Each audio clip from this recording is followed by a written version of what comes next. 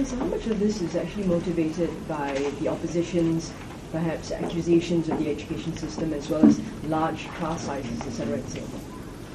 We started doing this in the 1980s, so as PM quite pointedly put Mr. Dhanamalan saying, that story about how the cock thinks that the sun rises just because he crows.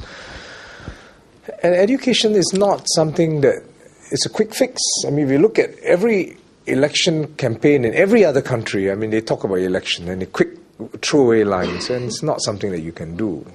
You want to do something, you have to find teachers. We have education ministers who regularly visit us, ask very probing questions among ministers, and I know what they're trying to do, what the problems they are in. So our motivations,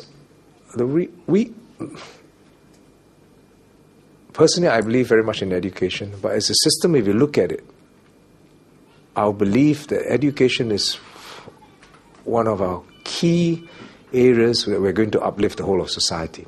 If Singapore is going to move to a creative industries, productive industries, the question is how you're going to do it. You can't compete on labor because you're basically less of them and you're more expensive. You can't compete on land. What do you compete on? You compete on innovation, creativity, and education is your secret weapon. Your people are your secret weapon to uplift the economy, because the challenges are not from within, the challenges are from without. How do you compete with, I mentioned this in Parliament, how do you compete with graduates from China and India? China says by 2020 they will produce 8 million graduates a year. India says they're going to produce 6 million graduates a year. 14 million graduates. Just for my comparison, we have roughly about 20-something thousand graduates a year.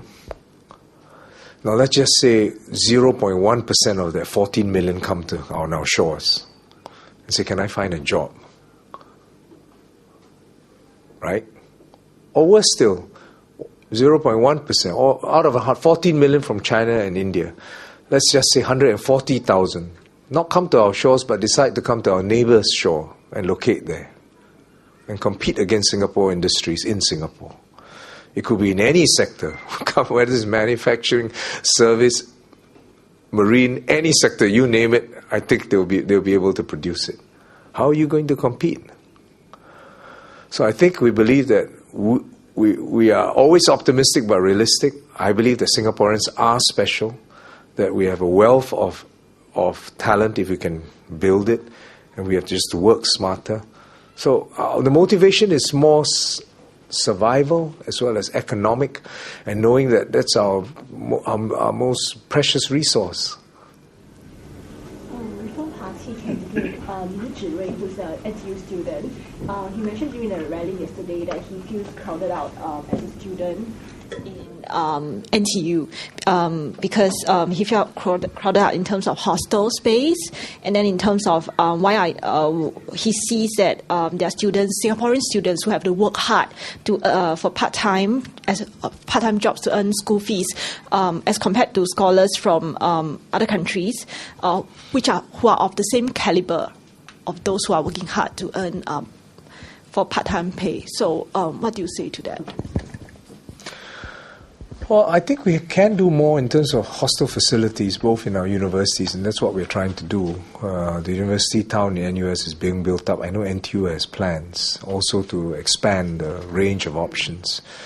But the larger question is whether foreign students within our universities and our schools add. And I talk to students at various levels. I told you I visit schools every 2 weeks. Once I talked to primary school students, and this was a neighborhood school. Sat down with them, the teachers were all giggling behind because they were quite precocious. And I said to them, you have these students, right? Foreign students. Oh, what do you think of them? They said, well, they study very hard. I said, are you scared of the competition? And then they just kept quiet. I said, do you think it's better if you don't have them? And they look at me, no, they shook their head. I said, why? Then I also study harder. So I think they're very smart. They're going to meet competition anyway, you know, whether it's here or there. And then I speak to the parents as well. So I ask the parents, you know, and I like to not tease them, but ask them in a way which allows them to disagree with me or the system if I can. So I ask them, well, you know, these foreign students, ASEAN students, and they say, yes, they study very hard. It's better if we don't have them in the system. The parents say, no. I said, why? So again, the same competition. I said, but they compete with your son and your daughter in the secondary school. The parents say, so what? Let them compete. So we can't have too many of them. We have a quota. I think right now within the primary schools, it's all less. Primary and secondary schools is less than 10%. In our universities, it's about 20%. They add to it because, you know, when you're in a university, if your university produces better quality in terms of PhDs and all that, you'd benefit, the student benefits. So there's a trade-off. I don't know what the specific points that you mentioned. I'm just responding to the general points, but this would be in terms of what foreign students in our education system bring to it. I think we want to calibrate it, and that's why I was we pushed for balloting for PRs to Singaporeans to have 2 ballot chances compared to 1. And I think that's useful. So I think we can continue to look at that. We want to continue to listen to Singaporeans, their parents. If they feel, Singaporeans' parents one day says, well, let's close the door to all foreign students, or do this or do that. In other words, it's not fixed in stone. We ought to listen to what people want, and we need to be able to adjust when we can. But at the end of the day, we want to make sure that, it's a good system overall.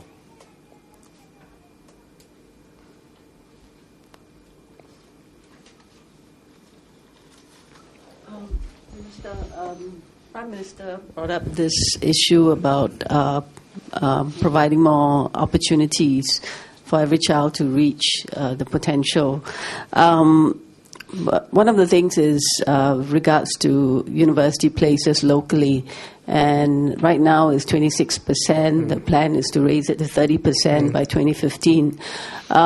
But taking into account the fact that most Singaporeans now see the degree as a basic minimum, especially the middle class, I would think.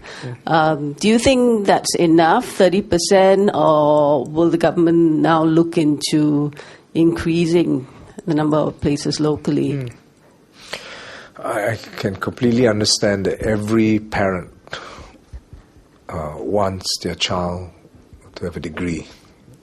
I go house to house visit, and I can almost, it's palpable, the pride when you knock on the door and you open and there's a picture of every parent hangs, and they wear the caps, and it's, if they have 3 graduates in the house, I don't know how they manage to take the pictures together, but I presume they borrow the gowns and the cap and then they take the picture together. So I can well understand the aspiration, especially my HDB heartlanders, where to them that's as if my job as a parent is done. So I can understand that. At the same time, we recognize that there are degrees and there are degrees. And you have to focus on good institutions. And what's happening in the UK now is very instructive for us. They went on the belief that they could have a quota system, that minimum proportion of graduates. I'm not sure that it was the wisest thing, because you can't sacrifice quality. And right now, even what they call the second-tier universities have to raise their fees to about £9,000. And the public is now responding and saying it's not worth it. Some of the degrees are not worth it. And they decided, I read in their newspapers, that even for some, they decided, well, I'm going to work first. And then decide whether I wanted a degree, because the employers too were beginning to wise up that there are differences. So I would say that no number is fixed. If we can justify quality, I think we can increase the university pool. But our next step is 30%, and I would say that we have actually kept quality. NUS has now moved up with the tie-up with Yale, and we just have to keep moving up. Now with SMU, SUTD, SIT, let's keep moving up, keep reviewing, keep making sure that we focus on quality, so that when any student who leaves the institution says, this piece of paper is really worth it.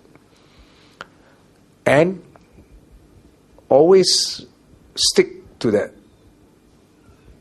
almost that credo in our system, that no child who can benefit from their education within the institution should be denied it because he or she cannot afford it. Because that's our greatest enabler. So that will be our overall thing. I mean, we'll mix to 30% and then we can review it and see whether, we, in the overall scheme of things, that we can.